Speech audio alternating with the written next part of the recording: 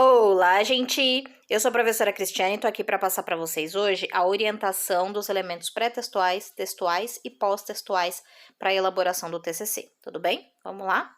Então, hoje a gente vai falar das partes do TCC, tá? A gente vai falar sobre todas elas, como que faz, começando pelos elementos pré-textuais, passando pelos elementos textuais e os pós-textuais também, tá? Dentro desses três grupos, a gente vai ver como faz cada uma dessas partes. Então, vamos lá.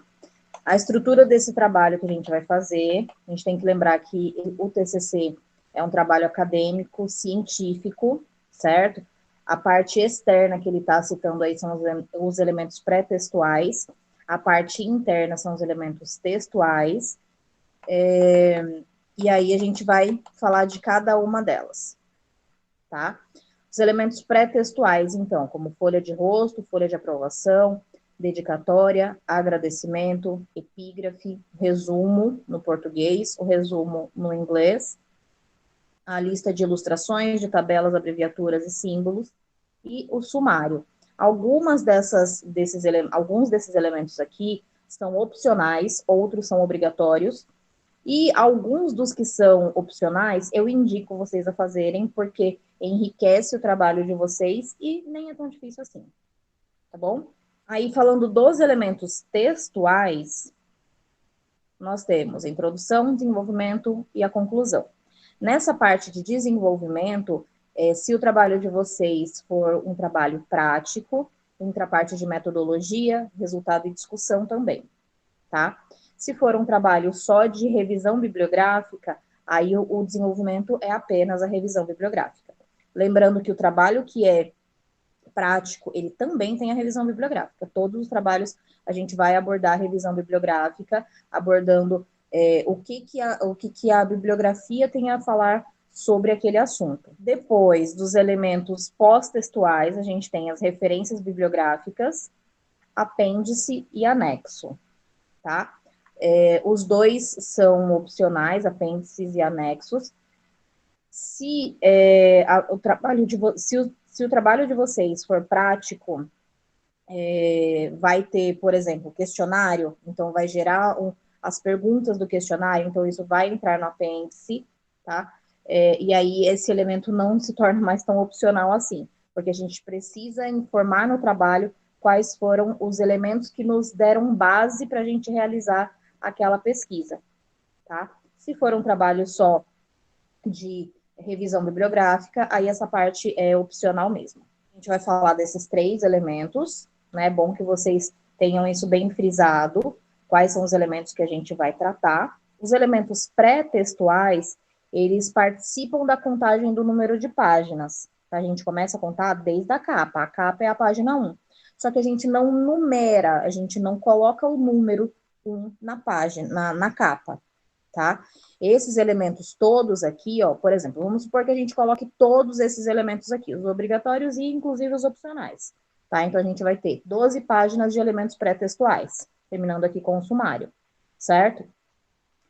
A introdução, ela vai ser a próxima parte e ela vai ser a página 13, tá? Esses 12 não vai ser paginado, vai ser contado, mas não paginado, tá? A introdução vai começar, ao invés de ser a página 1, porque é a primeira que está sendo paginada, ela vai ser a página 13, porque todas as outras foram contadas. Já os elementos textuais, todos eles são paginados, né? Eles contam no número de páginas. Então, aqui o exemplo que eu dei, a introdução começava na página 13, né? Vamos supor que a introdução tenha 2 páginas, 13 e 14. Então, a metodologia começa na página 15, né? O resultado de discussão vai começar ali entre a página 16 e 17. Depois a gente vai contar a página de revisão bibliográfica até a página da conclusão, tá? Aqui deram, sei lá, 20 páginas, tá? Então, aqui vai ser a página 33, as referências, tá? Porque aí vai contando também.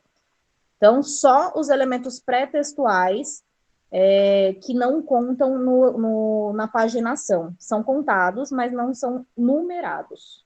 Aí, falando de cada um, então, começando pela capa. a proteção externa do trabalho, sobre a qual se imprimem as informações indispensáveis. É um elemento obrigatório, não dá para ter um trabalho de um TCC sem capa. E deve conter o nome da escola, no caso, né? O título do trabalho, o nome dos integrantes do grupo, a cidade e o ano. Um exemplo de capa.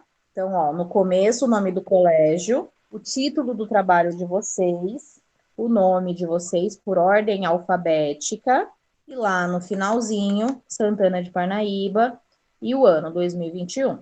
A folha de rosto é a contracapa, ela contém os elementos específicos e basicamente repete as informações da capa e tem alguns elementos específicos, tá? Então também vai o nome do autor, o nome do grupo, né? Os alunos do grupo, o título do trabalho, a cidade, o ano de publicação, mas também são incluídas as informações da orientação, tá? Então nesse caso aqui, ó, não precisa entrar o nome do colégio de novo. O nome do colégio já está lá em cima.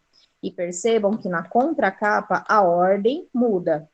Os nomes na capa estavam abaixo do título, aqui vieram para cima, tá? Mas é só copiar e colar, tá? Porque vai vir na mesma formatação, centralizado, com o mesmo tamanho de fonte e tudo mais, tá bom? O título repete, e aí vai entrar esse textinho aqui, ó. Projeto de trabalho de conclusão de curso apresentado no colégio municipal, aí vocês vão ter que colocar o nome do colégio aqui, como requisito básico para a conclusão do terceiro ano do ensino médio. Tá? Vai vir esse textinho. Percebam que esse textinho, ele tá como se fosse uma caixa de texto, mas não precisa. É só vocês colocarem ele à direita, né, alinhado à direita, e colocarem ele com um recuo, para ele começar do meio para o final da página. Tá? E coloca o textinho justificado para ele ficar certinho assim. E embaixo o meu nome como orientadora. Por último lá, repete a informação Santana de Parnaíba e o ano. Não precisa o mês. Nós temos a folha de aprovação. Essa folha de aprovação, ela vai ser necessária para que vocês coloquem as informações, os espaços para a banca assinar e para mim, como orientadora, assinar também, tá? Então, aqui vocês vão repetir o nome do colégio, o nome dos alunos do grupo, o título do trabalho, percebam, até agora está no mesmo formatinho. Vão ser 3 pessoas da banca e mais a orientadora. Então, precisa desses 4 espacinhos assim, para poder as pessoas da banca assinarem, para eu, como orientadora, assinar. Qual que vai ser a diferença na avaliação? A banca examinadora, ela vai avaliar a apresentação do TCC de vocês, exclusivamente, tá? E aí, na apresentação, eu vou preparar vocês, obviamente, né? Mas eu não faço essa avaliação, quem faz é exclusivamente a banca. E tem alguns critérios de avaliação para serem seguidos, tá? Então, a banca não avalia deliberadamente do jeito que eles quiserem, eles avaliam de 0 a 5, porque os outros 5 sou eu que avalio como orientadora, e eu avalio especificamente o trabalho escrito, tá? Então, a orientadora avalia a parte escrita do trabalho, a banca examinadora avalia a apresentação do trabalho de vocês. Vocês têm 15 minutos para apresentar, tá? Ele não é um tempo cronometrado, mas tem essa média de 15 minutos. Se for 14 minutos, ok. Se for 16 minutos, ok. Só não pode passar muito dessa média de 15 minutos de apresentação. Depois da apresentação, a gente vai abrir espaço para a banca fazer os questionamentos. Perguntar para todo mundo, como um geral, né? Para saber, inclusive, a dominância que o grupo tem do trabalho inteiro. Tá? Isso também pode acontecer. Então, é bom que vocês dominem não só a parte de vocês, mas que tenham uma boa noção geral do trabalho. Aqui vai entrar o dia da avaliação, o dia da apresentação, no caso, né? E a nota geral, né? Então, vai ser feita uma somatória, uma média da banca, né? Cada um dos 3 aqui vão examinar de 0 a 5, vão avaliar de 0 a 5. Eu somo e divido por 3 para fazer uma média da banca. Esse valor que der da média da banca, eu somo com a minha nota de 0 a 5 do trabalho escrito, e isso vai ser o total do trabalho de vocês. A nota que vai aqui é para registro da escola, basicamente. A nota que vai de vocês pode variar por conta da nota da banca, tá? A minha nota vai ser uma só, porque eu vou avaliar o trabalho, tá? Não mais as pessoas, mas a banca vai avaliar as pessoas do grupo. Os agradecimentos são elementos opcionais, tá? O agradecimento é opcional, mas ele é bem fácil de fazer. Então, é um dos elementos que são opcionais e que eu indico vocês a fazerem. Até agora, capa contra capa e folha de aprovação são obrigatórios. O agradecimento é um elemento opcional, mas ele é bem fácil de fazer, tá? Consiste em uma página onde o autor expressa sua gratidão a pessoas, instituições ou entidades por ele consideradas úteis no desenvolvimento do trabalho. No caso, como não é o autor, são os autores, então vocês vão falar na primeira pessoa do plural, tá? Nós agradecemos a, tá? E aí vocês vão agradecer a quem vocês quiserem que tenha ajudado no desenvolvimento do trabalho, devem aparecer em ordem decrescente de importância, se for mais de uma. Não tem uma regra muito específica para fazer o agradecimento, tá? Não precisa ser muito grande também, meia pagininha já fechou de agradecimento, tá? Então, percebam, não é difícil vocês falarem, no final das contas, né, a quem vocês querem agradecer que ajudaram na realização do trabalho, ou pelo menos que não atrapalharam no desenvolvimento do trabalho. Tudo bem? Dedicatória, ela não está aqui, né? Não está escrita, mas ela é um elemento opcional também. Deixa eu colocar antes da epígrafe aqui. A dedicatória, ela é um elemento opcional, tá? Essa eu não coloco como sugestão que vocês façam, ainda que seja opcional, porque a dedicatória, ela é bem parecida com o agradecimento. Só que o agradecimento, vocês agradecem a quem ajudou vocês na elaboração do trabalho. E a dedicatória, vocês vão fazer também um textinho, como na primeira pessoa do plural, então, nós dedicamos a, tá? Vocês vão dedicar ao trabalho pronto, quando vocês olharem o trabalho impresso na mão de vocês, que vocês folheiam, dá aquele orgulho de ver, né? Nossa, olha o trabalho que a gente teve para fazer, caramba, queria que sei lá, minha avó ainda estivesse viva para ver esse trabalho aqui. Então, a dedicação daquele trabalho é a avó do fulano de tal, que devia estar ali para ver aquele trabalho. Entenderam? Então, é meio que uma homenagem, digamos assim, né? Todo o meu esforço eu dedico a tal pessoa, tá? Então, todo o nosso esforço, no caso, nós dedicamos a. Pode ser uma, pode ser várias pessoas, tudo bem? Aí, a epígrafe. A epígrafe é uma frase curta, em forma de citação, geralmente de outro autor, né? Pode ser, deve ser inserida no início de um livro, de uma monografia, de demais trabalhos no campo acadêmico. O objetivo dessa epígrafe é referir-se ao tema abordado, dando sentido, motivação ou uma ideia quanto à realização daquele TCC.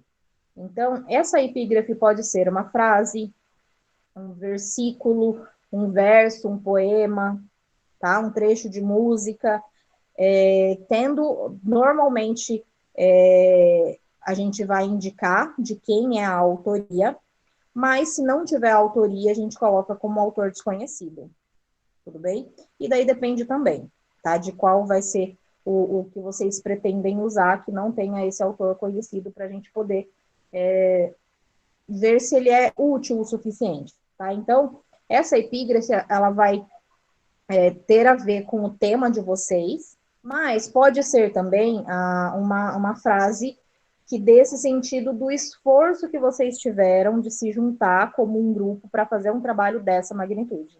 Vocês podem pesquisar uma epígrafe de uma dessas duas formas, é um elemento opcional, mas também é outro elemento que eu indico que vocês façam, porque é uma frase só, é uma folha em branco, tá? Esse resumo, ele vai como um versinho, né? Por exemplo, no final da página, à direita, né?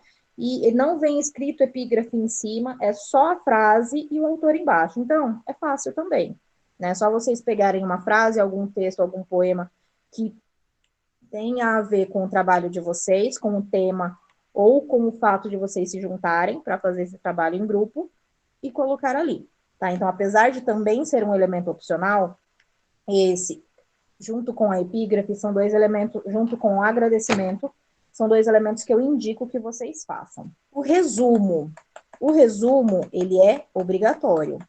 Língua vernácula é a língua mãe, né? A língua maternal de vocês, no caso, no português. Ele é constituído de uma sequência de frases concisas e objetivas que relatarão sobre do que o trabalho se trata. A gente não pode tornar esse resumo uma simples enumeração das etapas do trabalho. Não dá para falar assim, ó. Primeiro a gente fez primeiro foi feito a introdução do trabalho, posteriormente foi feita a metodologia, depois o desenvolvimento, depois a revisão bibliográfica e foi finalizado o trabalho com a conclusão. Vocês não falaram nada do resumo do trabalho de vocês, entenderam? Porque não é uma enumeração de etapas, vocês vão descrever de forma clara, objetiva, concisa, né? A introdução vai entrar um resumo de todos os elementos textuais do trabalho. Então, vocês vão resumir a introdução, a metodologia, o resultado de discussão, a revisão bibliográfica e a conclusão.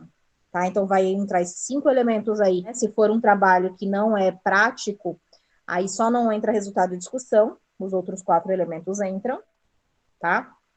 E vocês vão relatar como que, de uma maneira objetiva, né? De forma que apenas com essa referência o leitor possa decidir se o estudo é conveniente ou não. Depois do resumo, ainda na mesma página, né? Ele deve indicar pelo menos 3 palavras-chave, entre 3 a 5. E essas palavras-chave são palavras que o leitor vai identificar do que se trata o trabalho de vocês só pelas palavras-chave, tá? Então, palavras que estejam no âmbito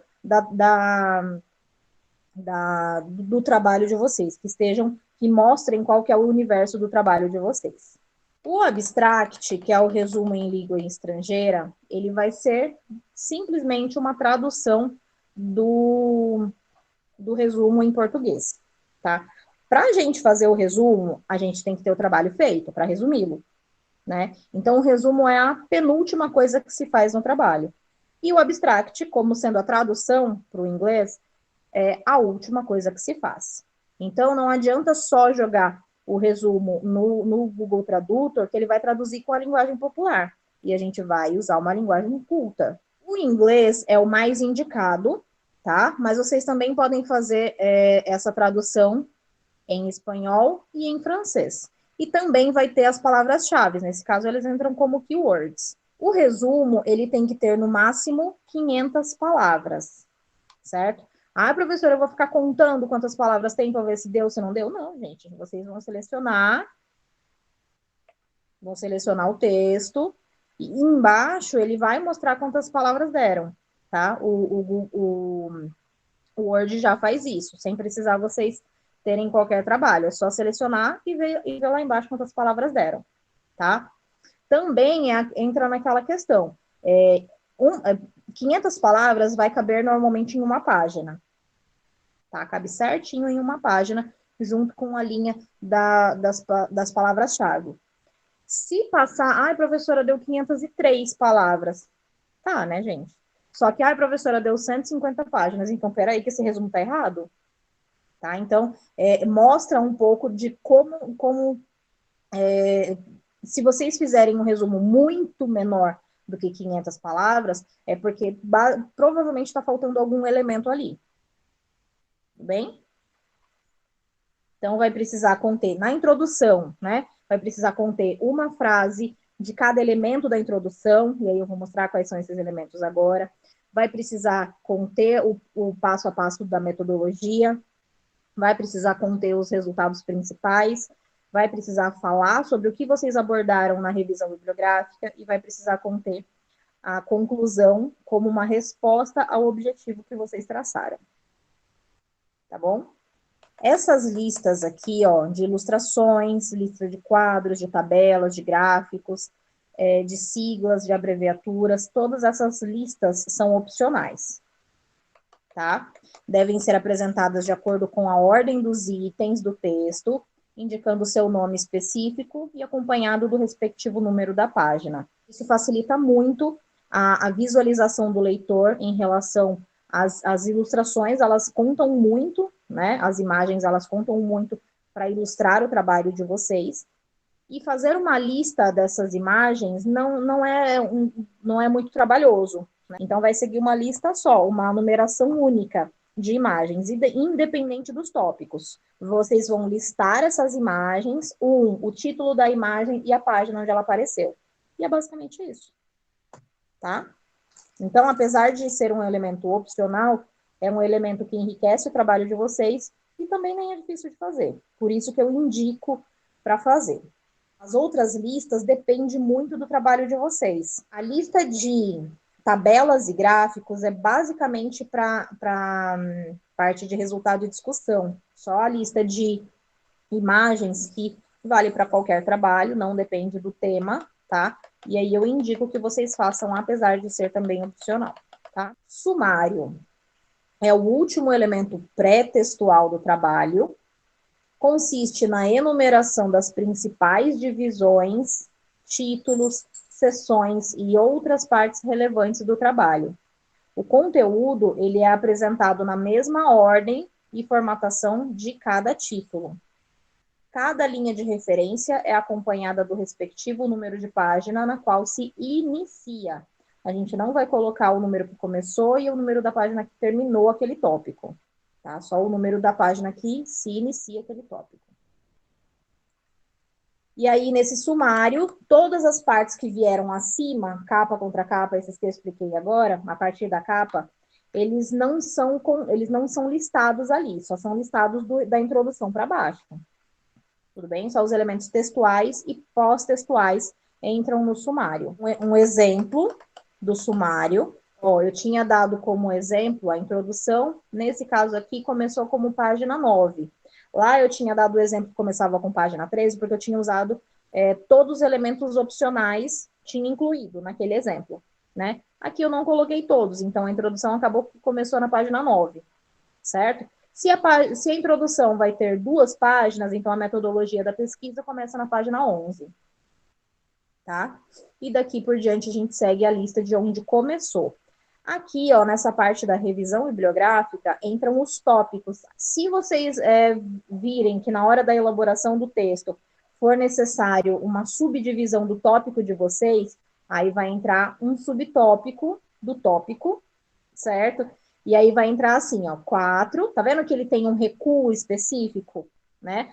Para informar quais são os tópicos, quais são os elementos do trabalho, né? Introdução, metodologia, resultado de discussão, revisão bibliográfica, conclusão, anexo e apêndice. Esses são os elementos textuais. E aqui os pós-textuais. Dentro do elemento 2, tem as subdivisões. Dentro do elemento 4, tem as subdivisões. Tá? Aqui, no caso, são os tópicos da revisão bibliográfica. Se o tópico 4.3 for necessário subdividir, então ele vai entrar com um recuo mais para frente aqui e vai vir 4.3.1, 4.3.2. E aí, quantas subdivisões precisarem fazer do elemento 4.3.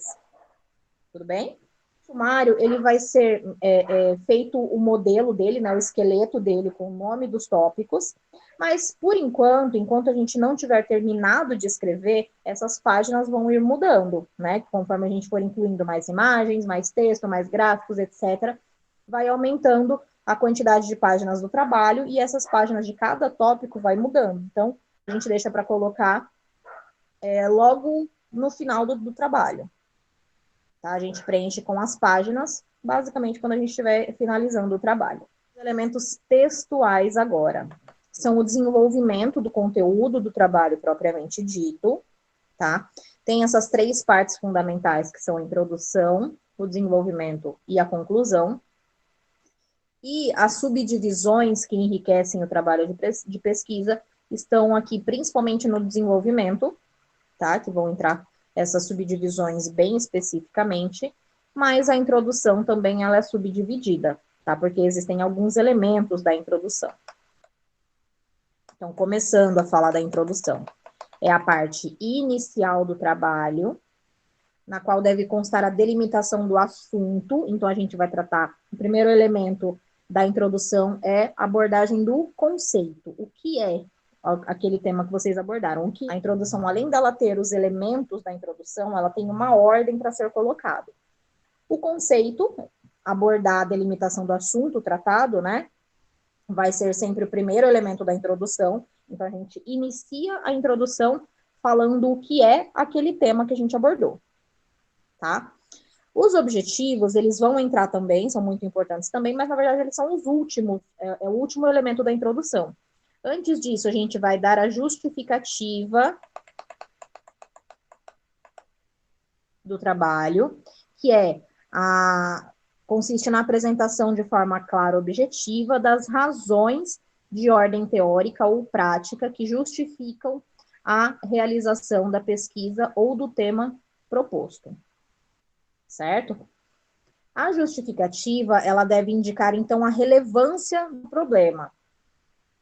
Qual que é o assunto abordado? Qual que é a importância de tratar daquele assunto? Tudo bem? Além disso, a gente vai tratar sobre a problemática do trabalho. É o terceiro elemento, tá? Tanto que ele está aqui, ó, ligado com a justificativa, tá? Então, a gente vai dar, dentro da introdução, é bom que vocês anotem isso, dentro da introdução, a gente vai ter o conceito, a justificativa, né? O conceito para a gente abordar o que vai ser tratado no trabalho, né? A justificativa falando da importância de falar daquele assunto. Terceiro, problemática. Qual é o problema que está envolvido nesse tema que vocês querem trabalhar? Hipótese vai ser uma possibilidade de intervenção naquele problema para tentar resolver aquele problema, ou para tentar minimizar, ou para tentar dar uma solução, tá? E os objetivos do trabalho de vocês, o que vocês pretendem com aquele trabalho. Qual a meta que vocês querem alcançar com esse trabalho. Esses objetivos, eles são divididos em objetivos gerais e objetivos específicos. Os objetivos gerais, o que vocês querem com esse trabalho? E os objetivos específicos, como alcançar o que vocês querem. Tudo bem? Então, o que se pretende fazer é o objetivo geral. Como se pretende conseguir é o objetivo específico. Essa metodologia vai tratar de como vocês vão fazer o passo a passo do trabalho da parte prática de vocês. Essa metodologia de pesquisa, ela vai detalhar a forma que vocês trabalharam com o trabalho. Trabalharam com o trabalho é ótimo, né? A forma que vocês andaram, né, com esse TCC. Então, se foi um trabalho prático, ele tem que descrever qual é o tipo de pesquisa. É uma pesquisa de campo, é uma pesquisa uma pesquisa exploratória, uma pesquisa experimental, uma pesquisa laboratorial. Tá? É esse tipo de pesquisa que vai entrar aqui. O universo e a amostra. Qual é o público-alvo de vocês? Vai entrar aqui. Tá? Quem vocês querem abordar? E a amostra. Quantas pessoas vocês abordaram? O instrumento de coleta de dados, como que vocês pegaram essas informações do público-alvo? E o método de análise, como que vocês tabularam aquelas informações que vocês pegaram? Por exemplo, se fosse um questionário, o instrumento de coleta de dados ia ser o questionário. Como que vocês tabularam as informações daquele questionário? Cada uma daquelas perguntas foram tabuladas e transformadas em um gráfico. Essa é a forma que vocês analisaram cada uma daquelas perguntas, tá? Por exemplo, a pergunta tinha como resposta sim, não ou talvez. Então, o gráfico de vocês vai vir com uma coluna para sim, uma coluna para não, uma coluna para talvez. Se muita gente respondeu que sim, a coluna vai estar grandona. Se pouca gente respondeu que sim, vai estar pequenininha. Tudo bem? Então, esse é o exemplo de como fazer uma metodologia da pesquisa para a TCC que envolva o trabalho prático, né? Que envolva uma parte de pesquisa de campo. Agora, trabalho só de revisão bibliográfica, então não vai ter essas subdivisões.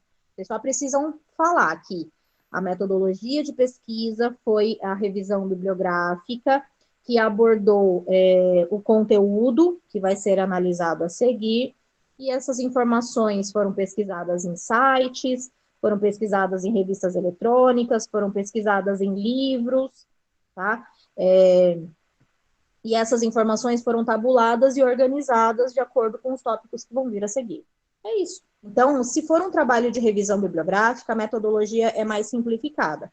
Se for um trabalho prático, com alguma parte prática, a metodologia da pesquisa precisa ser mais detalhadinha.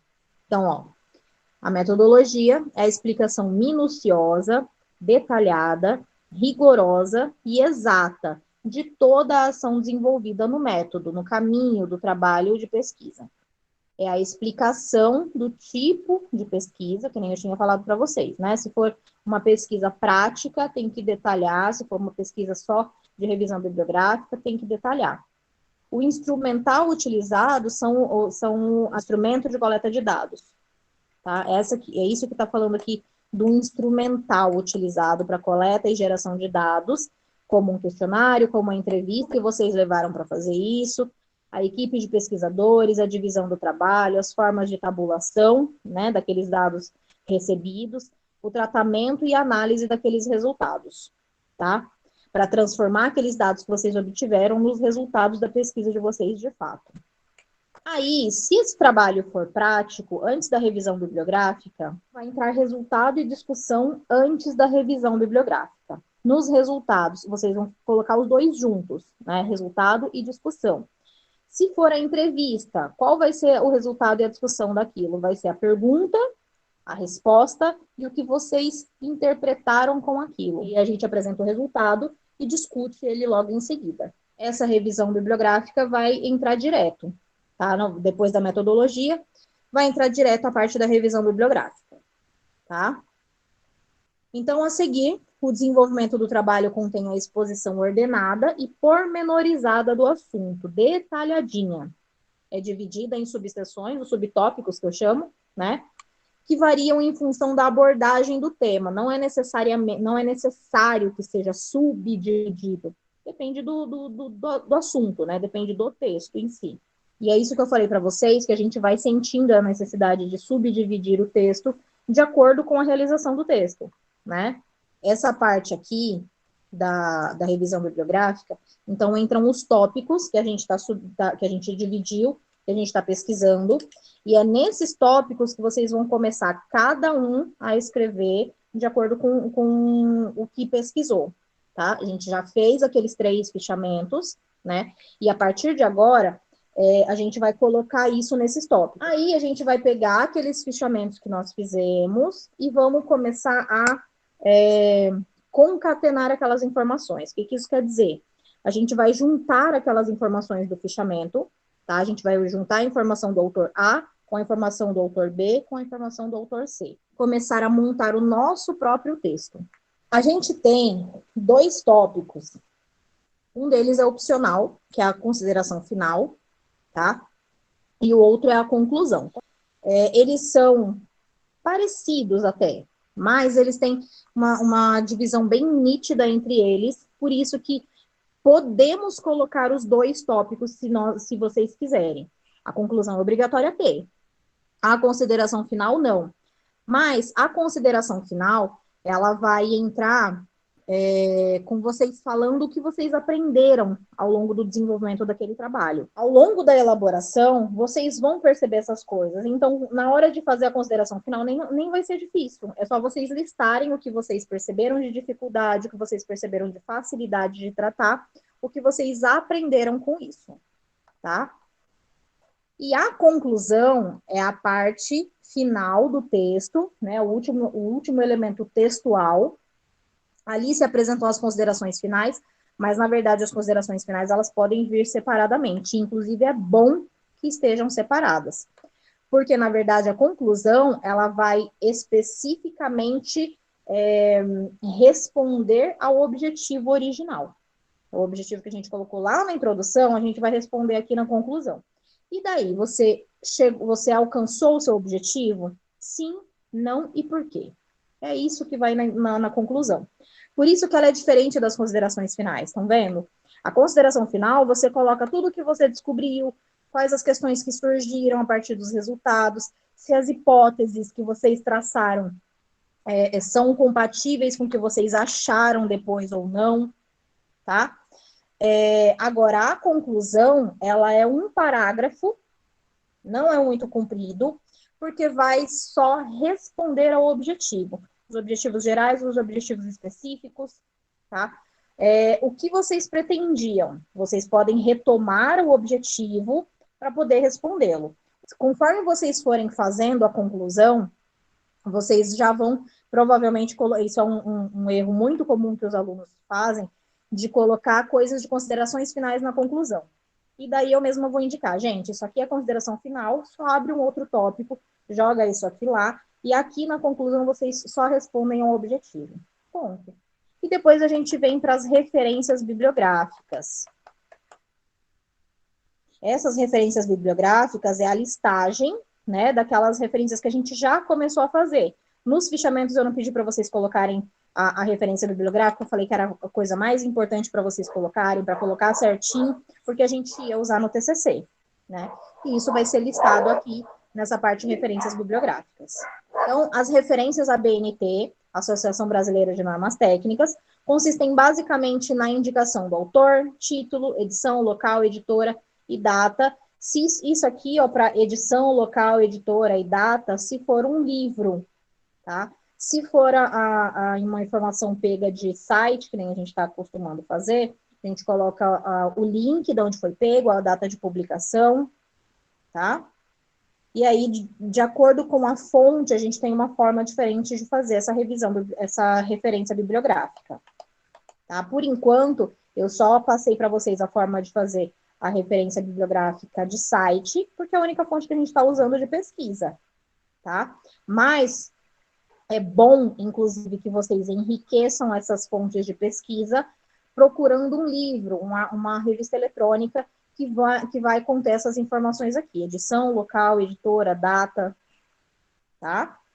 A informação de referência bibliográfica de livro, então, é até mais simples do que fazer de site, tá? Então, entra o autor, o título, o estado, a editora, a edição e o ano. Acabou. De acordo, então, com a fonte de referência, vai ter uma forma específica que a ABNT estabelece para fazer essa referência bibliográfica. Tá certo? O anexo é um texto ou um documento, é uma parte opcional, incluído no trabalho, e não elaborado pelo autor. São informações que ajudam a aumentar essa importância científica, né? Então, enriquecem o trabalho, mas não foram feitos pelo autor e não tem ligação direta com os tópicos lá da revisão bibliográfica. Então, entra como um anexo. Serve de fundamentação, comprovação, ilustração e comparação também pode ser, tá? Assim como os apêndices, esses anexos, eles são identificados por letras maiúsculas consecutivas, travessão e pelos respectivos títulos. Ou seja, se vocês quiserem colocar mais de um anexo aqui, vocês não vão subdividir o tópico anexo, tá? O primeiro anexo é um gráfico, o segundo anexo é uma imagem, o terceiro anexo é um texto, né? Então, eles vão entrar como travessão e os títulos. Não vai subdividir o anexo. Tá? E o apêndice é um texto ou documento elaborado pelo autor. Percebam a diferença, isso é muito importante. O anexo não é elaborado pelo autor, o apêndice é elaborado pelo autor. Vocês, no caso, são os autores, tá? A fim de complementar a sua argumentação, sem prejuízo da unidade nuclear do trabalho. Então, por isso que não vai entrar lá em cima, nos elementos textuais. Está entrando aqui, porque eles ajudaram a embasar alguma das partes. Por exemplo, as perguntas do questionário, as perguntas da entrevista, tá? Vão entrar para dar esse embasamento, para complementar a argumentação do seu resultado de discussão. Então, entra aqui como apêndice, tá?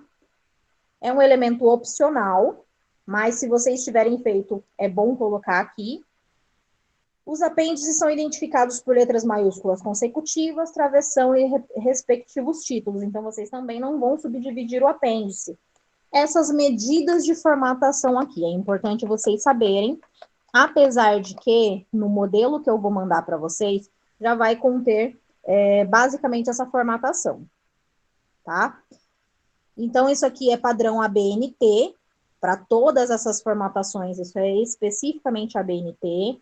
A margem, eu costumo falar que é margem 3322, tá? 3 em cima, 3 na esquerda, 2 na direita e embaixo. 3322, tudo bem? É o espaço que vocês vão deixar para a margem. Para que precisa ser essa? Não pode ser margem de 1 centímetro para cada lado, porque se vocês forem encadernar, vai precisar do espaço onde vai o espiral. Se vocês forem embrochurar, né, encapar na gráfica para colocar como brochura, vocês vão precisar do espaço para poder juntar ali na brochura, tá? Então, por isso que por ABNT a margem é 3322. As citações, espaço simples, justificando à direita, são as citações diretas, né? Quando vocês usarem as palavras do autor, e inclusive com a fonte menor, que aí é a fonte 10, onde todo o resto do texto é fonte 12. Espaçamento entre linhas duplo, fonte padrão, Times ou Arial, isso eu já tinha trabalhado com vocês, já tinha falado. Tamanho de texto, 12. Tamanho de citação, 10. E tamanho de título, 14. Tá? Se a citação direta é fonte 10, se é o texto normal é fonte 12, e se é título é 14. Não vai entrar fonte 16 em lugar nenhum, então. Não vai entrar fonte 8 em lugar nenhum. Tá? É 10, 12 ou 14. Se tiver 11, se tiver 13, também tá errado. É padrão ABNT. Tá bom? Isso aqui, formato do papel A4, nem precisa muito se preocupar, porque quando a gente abre o Word ou o Docs, ele já entra no formato de A4, tá? E aqui são algumas referências para vocês poderem usar como dica, tá? Citações, para que servem, como utilizar, tá? São alguns sites que vocês podem ter mais informações sobre essas coisas que eu falei para vocês aqui, sobre essas orientações aqui. Ó, como fazer citação direta, citação indireta, certo? Como fazer a referência bibliográfica de acordo com a regra ABNT, tá? Então, são dicas de sites que vocês podem obter mais informações sobre isso. Ferramentas que aumentam a produtividade durante o TCC, tá? Eu tinha já dado a dica para vocês do Google Acadêmico, não sei se ele está aqui, ele já está aqui, ó, como uma das ferramentas que ajudam na elaboração do trabalho, e tem algumas outras ferramentas que ajudam na elaboração do TCC. O MORE, o Mecanismo Online de Referências Bibliográficas, foi desenvolvido por uma universidade em parceria com o Laboratório de Experimentação, e vai servir, então, para ajudar vocês a fazerem mecanismo online de referências bibliográficas, para ajudar vocês a fazerem a referência bibliográfica. Google Forms tem vários recursos que ajudam na elaboração do trabalho, como é o caso de questionário, se vocês não forem, principalmente nesse momento que a gente está vivendo de pandemia, a gente quer fazer um questionário, mas a gente não pode sair na rua para perguntar para as pessoas. Como é que a gente vai fazer? Um questionário no Forms, tá? E aí vai mandar o link para as pessoas que vocês querem que respondam e vai valer o resultado do mesmo jeito. tá? Então, o Google Forms também é outra ferramenta que ajuda na elaboração do trabalho de vocês. O Google Acadêmico, já falei para vocês, né? Já citei. Ele a cada ano se torna mais completo. Com ele é possível encontrar fontes confiáveis para compor o seu referencial teórico. Então, como eu tinha falado para vocês, é necessário que vocês achem fontes com o autor para ter essa confiabilidade, né, do seu referencial teórico. E o Google Acadêmico é uma plataforma onde vai ter artigos científicos, um livro, sempre dentro desse pré-requisito que a gente está buscando aqui, tá? E aí é importante marcar sempre páginas em português para não vir trabalhos em outras línguas, tá? E aí tem o link de cada um deles. Então aqui, ó, o link do More, né, que eu ainda não tinha falado para vocês, novomore.fsc.br, o Google Forms, e aí o link, na verdade, depende do Forms que você for fazer, e o Google Acadêmico, escolar.google.br.com.br, vai entrar na plataforma de busca, não vai entrar dentro de nenhum arquivo, como eu tinha mostrado para vocês como fazer. Tudo bem, gente? Então é isso, gente. Eu espero que vocês tenham compreendido o conteúdo de hoje. Vou pedir para vocês passarem o link desse vídeo para quem vocês sabem que não estavam presentes na aula. E é isso, espero que vocês tenham gostado. Até a próxima e valeu!